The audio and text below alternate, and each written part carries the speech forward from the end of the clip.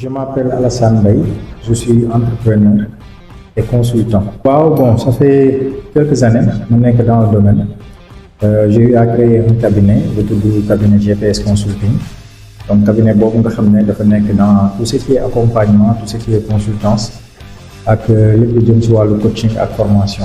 Donc, au-delà de ce cabinet-là, on a eu à travailler en tant que consultant avec beaucoup de structures, notamment des structures étatiques comme ADPME, ANPG, beaucoup d'autres structures, mais aussi des structures privées comme la direction des douanes, l'École nationale des douanes, avec BCI Bank, avec beaucoup d'autres structures qui nous accompagner soit en termes de formation ou en termes de coaching. Une entreprise, je peux définir comme un courriel ci wolof rek kuréel la boo xam ne li ko tax a jóg mooy une vocation économique, c'est-à-dire dafa war a liggéey xaalis et foofu laay jaaree sax di wax parfois ñi nga xam ne ñoom laay faral di waxtaanal di leen wax que ne bu fekkee da ngay créer entreprise di def te yàlla rek tax mën nga ko tuddee neneen waaye du entreprise. Donc entreprise day doon yàlla rek tax ak xaalis, ça veut dire que kuréel boobu dafa war a doon kuréel boo xam ne dafay def ay profit, mais ci wàllu liggéey nag kuréel boobu mën na def ay service, maanaam mën na jëriñ nit. Mais aussi mën na doon kuréel bu nga xam ne mën na def ay produits, maanaam mën na defar dara, fabriquer dara jël ko di ko jaay. Donc bu ko fabriquer nag bu ko jëlee daf ko war a jaay, mais dafay respecter aussi benn processus, parce que dafay def appel à des ressources yu nga xam ne bokkul. Mën na doon ay ressources humaines, mën na doon ay ressources matérielles, mën na doon ay ressources financières, mën na doon aussi ay ressources immatérielles. Donc loolu yëpp boo ko boolee mën nañ ko tuddee entreprise ci wolof. Waaw, étape yi nga xam ne ki bëgg créer entreprise mën na fa jaar bëri na waaye dañ ciy taamu rek juróomi étape muy 5 étapes yu nga xam ne ça pourrait permettre à la personne en tant qu'entrepreneur mu mën ko franchir pour mën a créer son entreprise.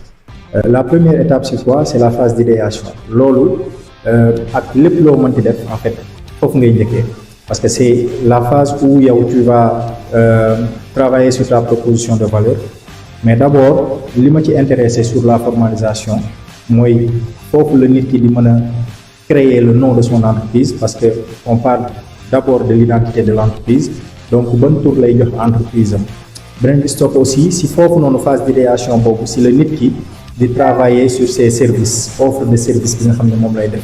Donc entreprise am na entreprise yoo xam ne dañuy def ils sont dans l'agriculture, il y en a d'autres qui sont dans le transport, il y en a d'autres qui sont dans beaucoup d'autres domaines.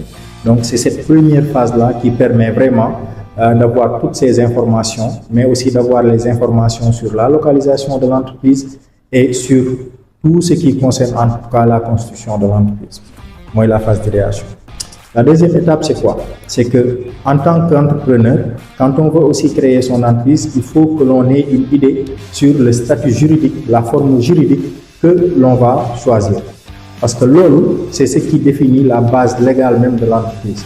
Parce que pour nous, en tant que personne physique, on a une personnalité juridique, mais aussi l'entreprise en tant que personne morale a une personnalité juridique. Et cette base légale-là, moi, permet que nous l'État ou d'autres structures qui sont classées dans un secteur. Donc, lolo, la base juridique. Donc, il faut faire un très bon choix sur le statut juridique. Et les statuts juridiques qui existent au Sénégal, mais on va les grouper. Le statut de l'entreprise individuelle, c'est ñi nga xam ne dañu bëgg a créer entreprise boo xam ne ils veulent aller seuls et puis rapidement mën nañ ko choisir. L'autre chose moom mooy les groupements d'intérêt économique. Les groupements d'intérêt économique dafay permettre à deux personnes ñu bëgg a boole seen doole pour mën a liggéey et puis mën a créer seen entreprise aussi si lu gaaw sans pour autant ñuy déposer ay capital ak yooyu mën nañ ko choisir. Beneen bi nga xam ne moom moo si topp aussi catégorie boobu ñu ngi koy tuddee les sociétés. Yooyu nag bëri na ay types de sociétés yu am Sénégal. Mën nañ si lim rek kel am na société à responsabilité limitée, am na société unipersonnelle à responsabilité limitée, am nañ société anonyme, am nañ société en nom collectif, am nañ société par action simplifiée ak yeneen ak yeneen ak yeneen. Donc yooyu nag mooy yi nga xam ne boo koy créer beneen étape ngay jël wala beneen yoon ngay jël pour mën ko créer. Donc loolu moom moo jëm si wàllu deuxième étape bi moom mooy le choix du statut juridique. Donc beneen bi stop moom mooy troisième étape bi. Moom mooy étape bi nga xam ne moom moo jëm tout ce qui est enregistrement, maanaam création bi en tant que telle, la création proprement dite. Et cette phase-là, elle est cruciale. Pourquoi? Parce que c'est la phase où, après le choix du statut juridique, foofu noonu ngay indee tout ce qui est document nécessaire. Bu fekkee société la foofu noonu ngay indee sa capital, foofu la ñuy constituer les statuts, les règlements intérieurs de l'entreprise ak assemblée générale bi bu fekkee société la wala bu fekkee GIE la.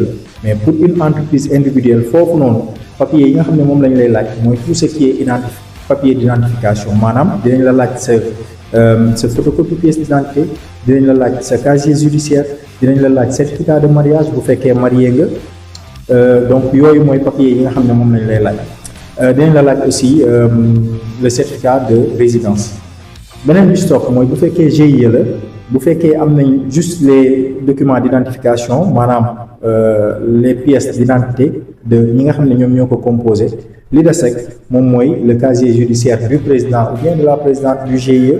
Après li des yëpp donc c'est des documents yoo xam ne da nga koy télécharger wala nga dem APIX suñu jox la ko nga remplir ko moom mooy statut di AG di règlement intérieur nga définir ko loolu tax étape boobu am solo waaye bu yooyu nëpp weesoo lu jëm ci wàllu société yi bu fekkee da nga ko bëgg créer nag il faut se rapprocher directement du notaire. Donc boo joree sa casier judiciaire boo amul casier judiciaire boo demee ci notaire bi dina la def lu ñuy woowee déclaration sur l'honneur. Donc nga boole ko ak sa pièce d'identité nga dem ci notaire boo demee ci notaire bi moom di nga fa fekk clerc bi moom mu accompagner la conseiller la ci mais dina fekk aussi nga def le travail préalable sur le statut juridique parce que am nga possibilité créer une société à responsabilité limitée, une société unipersonnelle à responsabilité limitée, une société anonyme wala et cetera yi ma wax noonu yëpp. Donc le notaire il doit te conseiller sur naka nga war a organiser woo ak yooyu. Donc pour les sociétés à responsabilité limitée wala société unipersonnelle à responsabilité limitée là on parle de gérant, mais pour les sociétés anonymes et cetera on parle de directeur, on parle de PDG et cetera et cetera et cetera. Donc yooyu moom mooy étape bi nga xam ne c'est crucial pour la création et loolu moom mooy troisième étape bi te j'en profite aussi pour dire que pour les sociétés foofu ngay profiter pour mën a déposer sa capital. Donc bu say document génnee après le notaire delloo la sa capital. Alors la quatrième étape c'est quoi? C'est que après avoir créé son entreprise dinañ la jox lu ñu woowee registre de commerce jox la lu ñu woowee NINEA. Après nag bu fekkee société la dinañ la jox tous les documents yi nga xam ne moom moo stock mooy statut yi ak yooyu noonu yëpp dinañ la ko jox. bu ñu la ko joxee la quatrième étape mooy lan mooy que il faut nga approché wu si DGID wala service départemental des impôts et domaines bi nga xam ne moom moo nekk fa nga dëkk. li tax loolu am solo mooy foofu noonu mooy étape bi nga xam ne mooy lijjanti liy dox sa diggante yow ak nguur gi si wàllu impôt. li tax mu am solo mooy que ça te permet yow nga def sa choix si lépp lu ñuy woowee régime juridique parce que au Sénégal on a beaucoup de régimes juridiques yoo xam ne existé nañ fi donc nga def choix wu régime juridique bi nga xam ne si régime juridique boobu moom lañ lay imposer donc mën na am contribution globale unique mën na am impôt sur les sociétés mën na am impôt sur les revenus et cetera donc ñu imposer la nga def sa déclaration d'activité pour nga wax waa impôt et domaine que ne ah man kat créé naa sama entreprise ba pare donc maa ngi lancé wu maa ngi démarré samay activité. La cinquième étape dafa am solo mooy le fait que entreprise bi nag jéem a rapproché wu ci banques yi wala microfinance yi SFD yi pour mën a créer un compte bancaire. li tax loolu am solo aussi moom mooy ça permet à l'entreprise aussi toutes ces transactions yi nga xam ne moom lay def mu mën a am une certaine traçabilité et ça permet aussi à l'entreprise d'avoir une certaine notoriété devant les partenaires, devant les parties prenantes et que mu mën a def lu ñuy woowee la formalisation des processus, surtout des processus de gestion financière de son entreprise. Donc yooyu c'est 5 étapes cruciales yoo xam ne vraiment un entrepreneur bu bëggee créer entreprise mën na jaar foofu noonu pour mën a créer entreprise parce que bu ko jàllee rek dina am une entreprise qui est administrativement forte. Alors je vais terminer par dire aux entrepreneurs que c'est important, c'est toujours important de prendre le temps de consulter des experts qui s'y connaissent.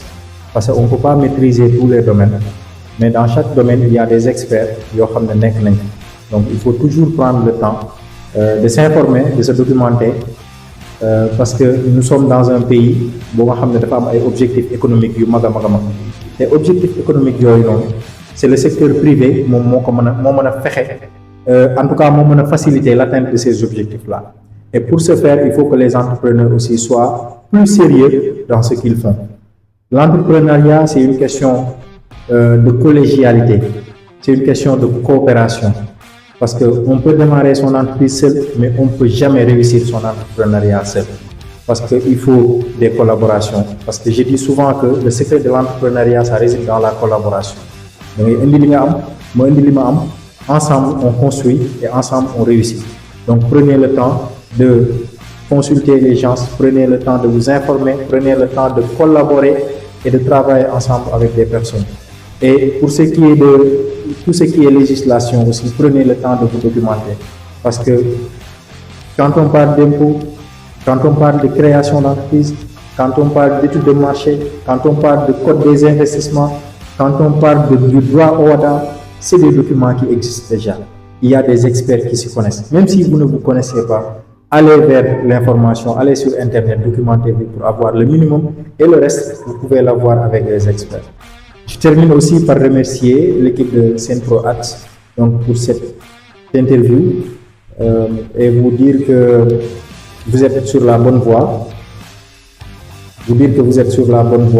Continuez à impacter, continuez à donner la parole aux entrepreneurs parce qu'ils ont besoin de prendre la parole pour faire leur promotion, mais aussi pour apprendre aux autres des choses qu'ils ne connaissent pas. Merci.